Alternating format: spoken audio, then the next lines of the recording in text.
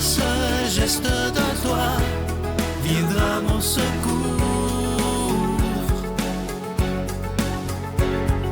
Viens semer dans mon âme le grain de l'amour. Je traverse un désert et je meurs de soif. Montre-moi le mystère qui garde la foi. Bonjour, bienvenue à votre émission La Victoire de l'amour en ce beau mardi. J'espère que vous allez bien chez vous. On rejoint tout de suite pour sa chronique William Baudouin et à l'homélie, ce sera l'abbé Éloi Gillard.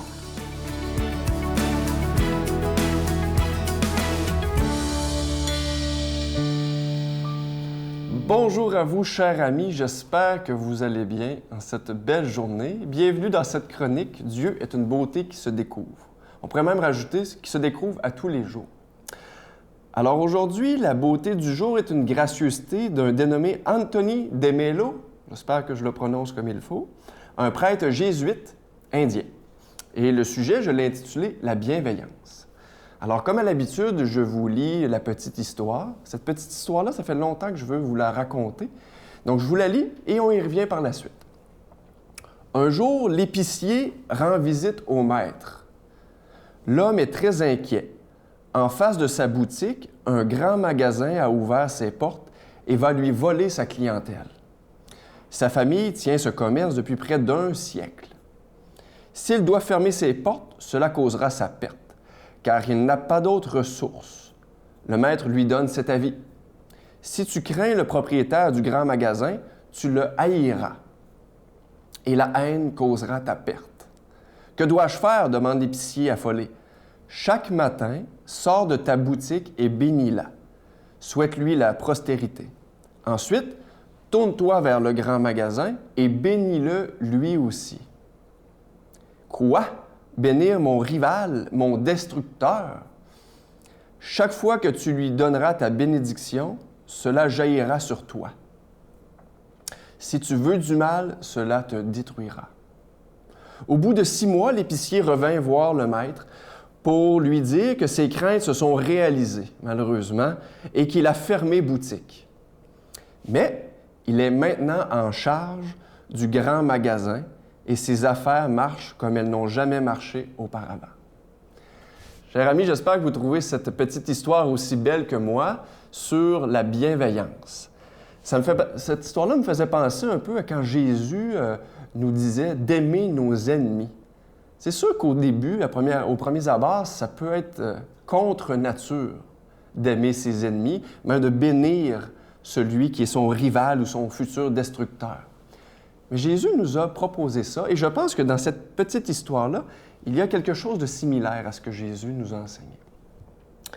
L'invitation que je vous fais aujourd'hui, chers amis, c'est d'essayer d'aller à l'intérieur de vous, de réfléchir s'il y a une personne dans votre entourage ou dans votre quotidien avec qui vous avez de la difficulté à entrer en relation.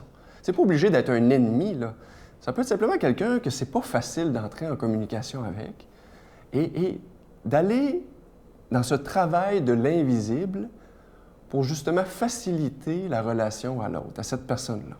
Je l'ai expérimenté dans mon quotidien. Dernièrement, j'avais un collègue avec qui les relations n'étaient pas super fluides.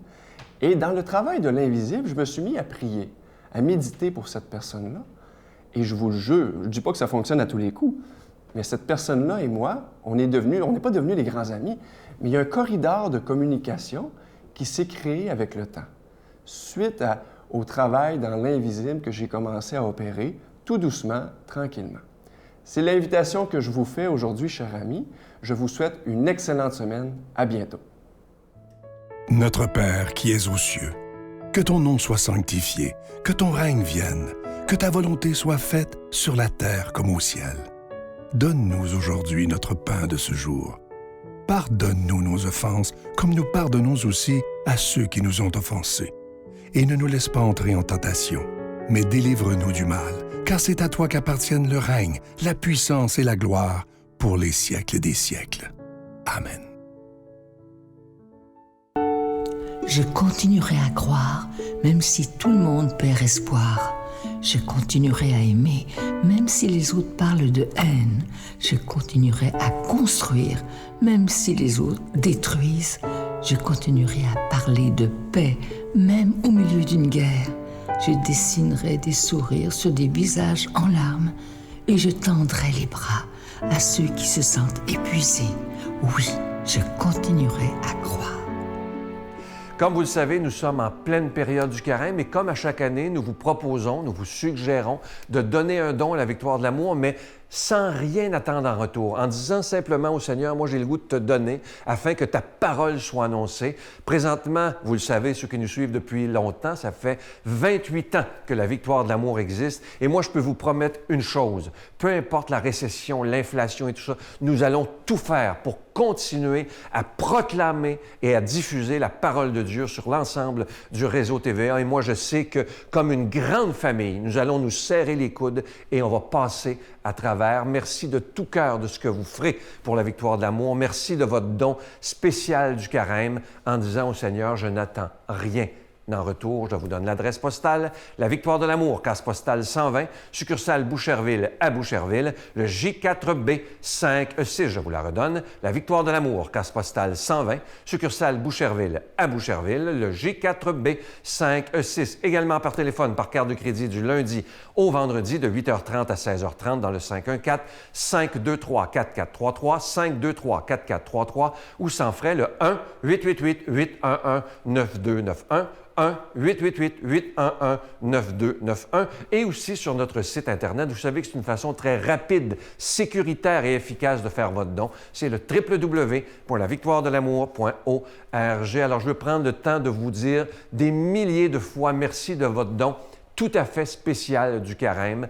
Merci de tout cœur de votre grande générosité et aussi de votre prière.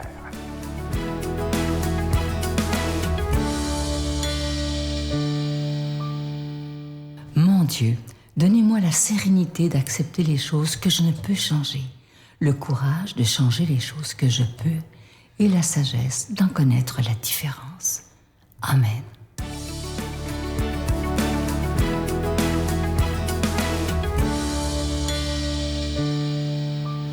Bonjour mes amis, bon matin, 14 mars. Hey, le temps des sucres est sur le point de commencer, là, si ce n'est pas déjà fait, là. Ah, ça veut dire que le meilleur s'en vient, que le printemps est à nos portes.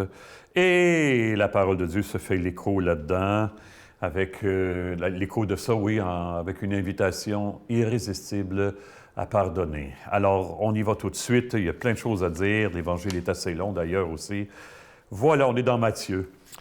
Pierre s'approcha de Jésus pour lui demander, « Seigneur, quand mon frère commettra des fautes contre moi, combien de fois dois-je lui pardonner? » Jusqu'à 7 fois, Jésus lui répond, « Je ne te dis pas jusqu'à 7 fois, mais jusqu'à 70 fois 7 fois. » En effet, le royaume des cieux est comparable à un roi qui voulut régler ses comptes avec ses serviteurs. Il commençait quand on lui amena quelqu'un qui lui devait 10 000 talents, c'est-à-dire 60 millions de pièces d'argent.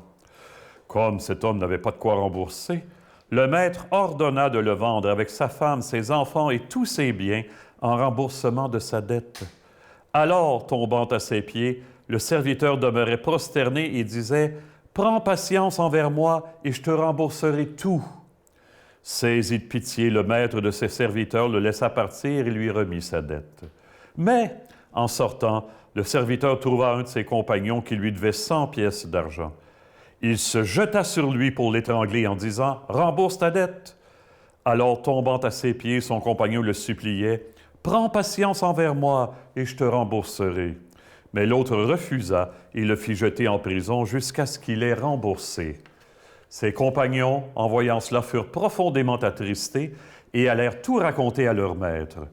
Alors celui-ci le fit appeler et lui dit « Serviteur mauvais, je t'avais remis toute cette dette parce que tu m'avais supplié.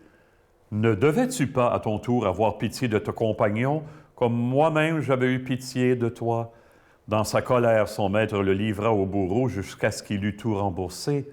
C'est ainsi que mon Père du ciel vous traitera si chacun de vous ne pardonne pas à son frère de tout son cœur. Ouais, ça a l'air qu'il est question de pardon, puis pas à peu près, hein? Il me semble avoir déjà entendu, ça me rappelait ça, là, dire que dans le téléroman des belles histoires des pays d'en haut, vous vous souvenez, Séraphin, hein? Il semblerait que Séraphin, quand il priait le Notre Père, il disait « Pardonne-nous nos offenses », mais il omettait de dire « Comme nous pardonnons à ceux qui nous ont offensés ». Il y en avait trop sur le cœur pour ça, là, Séraphin, voyez-vous. Alors voilà, pardonner, ça ne veut pas dire être obligé d'embrasser celui ou celle qui m'a fait souffrir, mais de ma part, qu'il y ait un mot, au moins un geste, qui dit que oui, ça m'a fait mal ce que tu fais, mais je sais qu'il y a en toi quelque chose de meilleur. Tu vaux plus que ce que tu m'as fait. Et ça peut être un geste bien simple, hein? Je me souviens quelqu'un qui m'a dit, un beau-frère lui avait fait quelque chose de pas correct, puis il y avait un repas de famille après, puis la personne qui s'était fait affronter par son beau-frère avait le sel dans les mains, puis elle en a offert au beau-frère. Ce monsieur-là en a offert à son beau-frère, donne-tu besoin? Rien que ça, là, ça veut dire qu'il y a une ouverture, comprenez-vous? Et un des grands secrets pour les chrétiens, on se l'est déjà dit, il y aura toujours un amour plus profond que le mal le plus profond qu'on nous a fait. D'ailleurs, quand on va au fond des choses avec les gens, là, derrière le mal, il y a toujours une blessure. Quand quelqu'un arrive chez les AA, les alcooliques anonymes, là, il y a un membre des AA qui m'a déjà dit ça, là, puis que là, il y en a sur le cœur face à sa mère ou son père, puis que là, il déverse son fiel. Là. À un moment donné, il y a quelqu'un qui met la main sur l'épaule qui dit « Il t'a donné ce qu'il a reçu. » C'est tout. T'as pas obligé, mais il t'a donné ce qu'il a reçu. Hey, on va-tu couper ça, nous autres? Le mal, c'est pas si simple de couper ça. Le mal, ça fait mal. Il ne s'agit pas de nier ça. Mais être conscient d'une chose, hein? La personne qui me fait mal, elle n'est pas elle-même. C'est sa blessure qui parle, au-delà de ce qu'elle est. Bon, et je pense à Maximilien Kolbe, vous souvenez-vous, à Auschwitz pendant la Deuxième Guerre mondiale, enfermé avec d'autres, et puis à un moment donné, un soldat voit que Kolbe encourageait les autres, puis il faisait chanter les autres, puis ça chantait dans tout le camp. Puis le soldat bat 2 fois à grands coups de pied sur le corps. Puis tu crois-tu encore en Dieu? Puis Kolbe et lui se regardent, puis le soldat finit par dire « Cesse de me regarder avec ses yeux. Ils sont plus grands que ma haine. C'est insupportable. Tes yeux sont plus grands que ma haine. C'est insupportable. » Et si la priorité dans nos vies, c'était pas d'éliminer le mal, mais de tomber en amour avec l'amour en personne. Les saints nous disent ça, hein? Que Dieu Tout-Puissant, que Dieu Tout-Aimant, qui n'est que l'amour, vienne nous donner le goût de partager ce qu'il est. Lui qui est Père, Fils, Esprit Saint, Amen, bon amour, bonne vie, bon renouveau. À bientôt tout le monde. Je vous salue Marie, pleine de grâce. Le Seigneur est avec vous. Vous êtes bénie entre toutes les femmes, et Jésus, le fruit de vos entrailles, est béni. Sainte Marie, Mère de Dieu, priez pour nous pécheurs, maintenant et à l'heure de notre mort. Amen.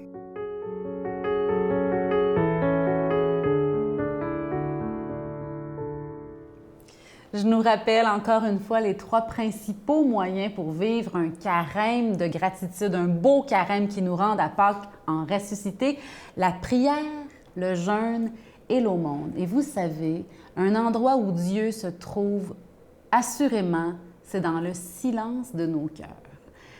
Est-ce que ça vous arrive de prendre des petits moments de solitude et de silence? C'est pas très tendance, pas très à la mode, mais pourtant tellement efficace pour nous faire des pas de géant dans la foi, dans la spiritualité, dans l'amour.